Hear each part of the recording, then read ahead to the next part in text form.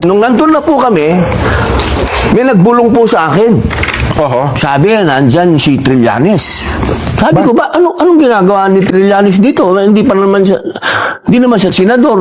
Anong ginagawa nito dito? May dala daw pong warrant. Okay. E di, una kong tinanong, teka, pulis na ba ngayon ito? Akala ko, Navy ito. Opo. E di sinabi po nila, sabi din po ang nagsabi po sa amin yung USAA na nandyan opo. si Senador Trillanes. Trillanes. Di sinabi ko kay Bato. Sabi ko, General, andyan daw si Trillanes, may dalang warrant. Di sinabi namin ngayon kay SP, Oho. kay Senator Alan. Sabi naman ni SP, saan galing yung warrant? Okay, opo. Siyempre po, kasi wala po silang pinakikita eh. Oo. Hanggang ngayon, wala pa na. Hanggang ngayon po, wala. Oho. Sa madaling salita, nandun po pala yung NBI. Nasa loob na po ng building. So, ang nangyari po, sinuspend ng session, dinala muna po sa lounge si Senator Bato. Habang nag-uusap, si Senator Alan Peter Cayetano, ang bagong SP, at yung director ng NBI na si Attorney Matibag. Kasi po, okay. nagkasundo na habang wala yung warrant na pinapakita na talagang may warrant, kasi hinihingi po ni SP yung warrant, wala naman po silang mapakita. Lumabas muna sila ng Senado. Kasi anong ginagawa nila sa loob ng Senado at manghuhuli sila na wala naman silang dalang warrant.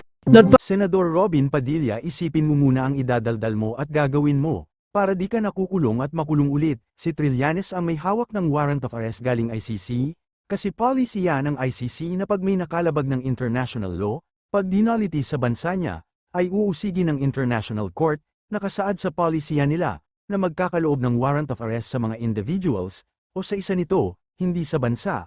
Kaya nga ibinigay ng ICC sa Philippines Center on Transnational Crimes ang warrant of arrest, at kinaloob naman kay Trillanes, kasi si Trillanes ang instrumento na nakikipag-ugnayan sa ICC, di ibibigay ng Philippines Center on Transnational Crimes ang warrant of arrest kay Trillanes kung walang go signal o utos ang ICC. Kaya natural dahil na kay Trillanes ang warrant of arrest, talagang siya ang maghahain. Kung may Senate Security Forces sa gate, natural di siya makakapasok kung di ipapakita ang warrant of arrest. Kaya nga sabi ni Ret. Jen Aplasca kay Loren Legarda, pinapasok na po namin kasi may dalang reports. Di niya siguro binanggit ang warrant of arrest kasi may makakarinig na iba, na itong ang reports na sinasabi ni Aplasca ay pumapatsyunkol ata sa subpoena, at warrant of arrest na ikinakaila nila na mayroon. Kaso, nabago ang temple ni Aplasca nang nasulsulan ata ni Alan Cayetano. Ikaw ba naman retired general ka ng PNP, papapasokan mo sa establishmento na siniskir mo kung walang dalang warrant of arrest? Kaya ibig sabihin nakita ata ni Aplasca ang warrant of arrest, kaya pinapasok niya. Kaya dahil ata sa nasulsulan o napangakuan si Aplasca ni Alan Cayetano, kaya nabago ang temple ni Aplasca, kaya nag-warning shot kahit walang tao raw, para umayon sa sinabi ni Alan Cayetano na under siege raw ang Senado. Matindir itong Alan Cayetano na ito, hinuhuli yung fugitive na kinakanlong nila.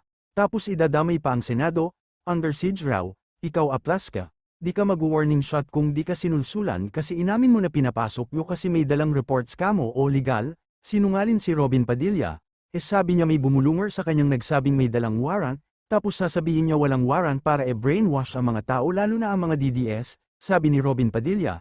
Nag-usap raw si NBI Matibag at si Alan Cayetano.